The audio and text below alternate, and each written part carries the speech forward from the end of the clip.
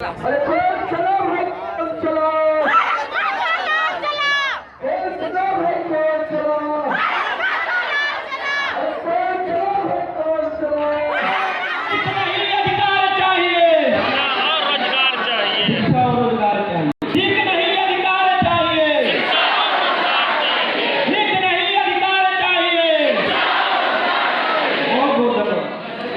प्रदेश के द्वारा आज पूरे लगभग प्रदेश के अंदर में अलग अलग नाम से छात्र हुंकार जैसे जिला सम्मेलनों का आयोजन होता है और ये आयोजन पूरे देश भर में लगभग 700 स्थान पर हम जिला सम्मेलन के माध्यम से छात्रों से संवाद स्थापित करते हुए स्थानीय समस्या के ऊपर में समाज जीवन का ध्यान आकृष्ट कराने के लिए हम छात्र हुंकार कार्यक्रम कर रहे हैं। इसका दो उद्देश्य, एक उद्देश्य ये है कि आबादी के 75 वर्ष और आज़ादी के 75 वर्ष के बाद के जो परिस्थिति है उस परिस्थिति पर छात्र नौजवानों के बीच में एक विमर्श खड़ा करना।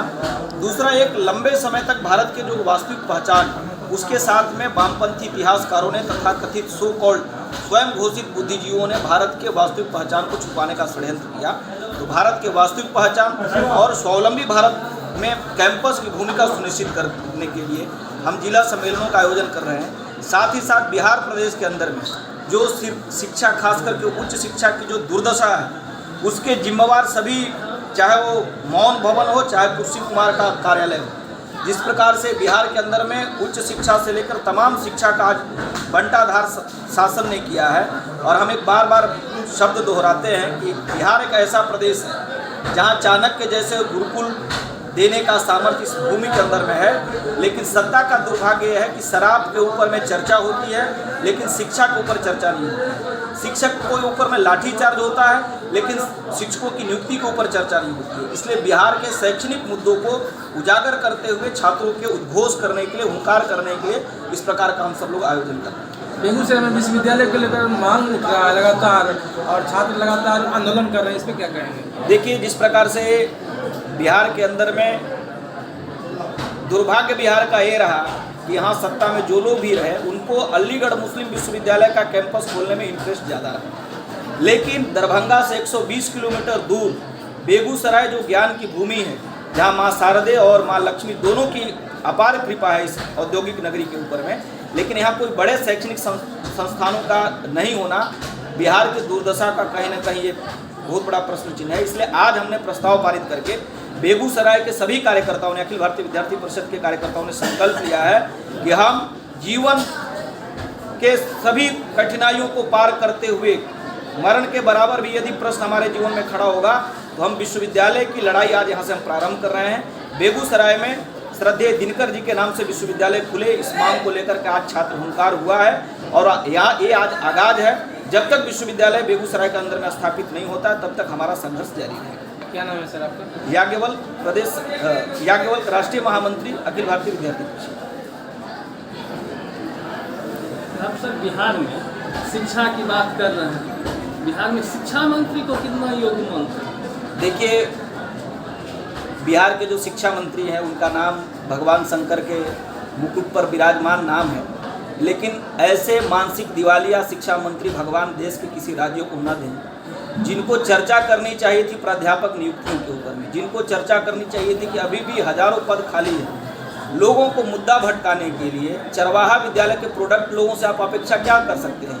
जो चरवाहा विद्यालय से निकले हुए लोग हैं, शिक्षा मंत्री जी उसी का प्रतिनिधित्व कर रहे हैं, बिहार का प्रतिनिधित्व शिक्षा मंत्री नहीं कर रहे हैं। दुनिया की कोई भी व्यक्ति यदि बिहार के शिक्षा मंत्री को देखेगा तो ये नहीं बोलेगा कि बिहार नालंदा गुरुकुल देने वाला साम्राज्य, बिहार इतने बड़े ज्ञान का सामर्थ्य रखने वाला, बिहार के अंदर में ऐसे पपेट टाइप से शिक्षा मंत्री हो सकते। इसलिए यहाँ के माननीय मुख्यमंत्री जी से भी निवेदन है कि कितना बिहार को गर्त में ले जाइए, ऐसे पपेट टाइप को लेकर के बिहार की क्यों बदनामी करा रहे हो? बिहार सबसे ज़्यादा IAS IPS देने वाला प्रदेश है। बिहार अपने बौद्धिक क्षमता के आधार पर दुनिया के अंदर में जाना जाता है। इसलिए इस प्रकार के बंडमरू टाइप के जो लोग हैं इनको किसी मोहल्ले वहल्ले के साफ सफाई काम में लगाओ।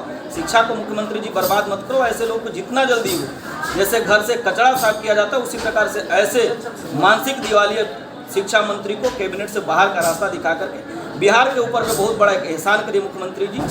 इस प्रकार के मानसिक बिच्छू के लोगों को मंत्रिमंडल से बाहर करिए, तभी आपके ऊपर भी लोगों की कुछ आस्था जो रहेगी इसके आधार पर तय होगी। आप उनको मानसिक दिवालिया कहते हैं, उनको पूरा रामायण याद रामायण याद है होना, रामचरितमानस का गलत विवेचना करना, ये शिक्षा मंत्री का मुझे लगता है कि ये मानसिक दिवालिया नहीं है तो क्या है।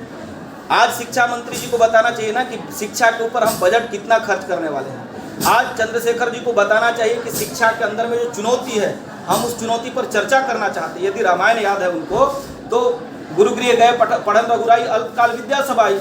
आप व्यवस्था ऐसा खड़ा करो कि कम समय में हमारे बिहार के बच्चे ज़्यादा योग्य हों, हमारे बिहार के बच्चा ज़्यादा काबिल हों, उनको ज़्यादा से ज़्यादा अवसर मिले, तब आप रामायण को याद करने का मतलब है। नहीं तो आप रामचरितमानस जो भारत की एक आस्था का प्रतीक है, उसके ऊपर में सिर्फ मुद्दा भटकाने के लिए आज नौजवानों को रोजगार नहीं मिल रहा है। आज नौजवान आंदोलन करते तो उनको लाठी मिलती है, और शिक्षा मंत्री से लेकर उनका प्रांत का जो प्रदेश राष्ट्रीय अध्यक्ष है उनको मालूम नहीं, और बोलते हैं कि नौजवानों पर तो लाठीचार्ज होते रहता है, कोई पहली बार नहीं हुई है। इस प्रकार की सोच मुझे लगता है बिहार की सोच नहीं है।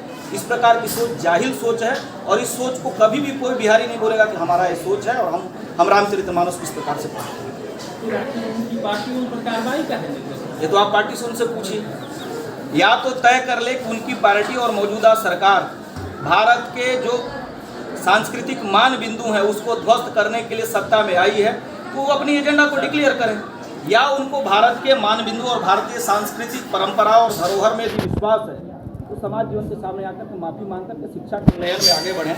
हमारे राज्य से पलायन हो रहा है, इस पर चिंता करना चाहिए। हमारे राज्य के लोग किस प्रकार से बड़े बड़े मेट्रो के अंदर में ज़िंदगी जीने के लिए विवश हैं, उसकी बदहाली को दूर करने के लिए सरकार को प्रयास करना चाहिए। ये कौन सी दुनिया की जंग में हमारे शिक्षा मंत्री जी पूरे बिहार को लेकर जाने का प्रयास कर रहे हैं।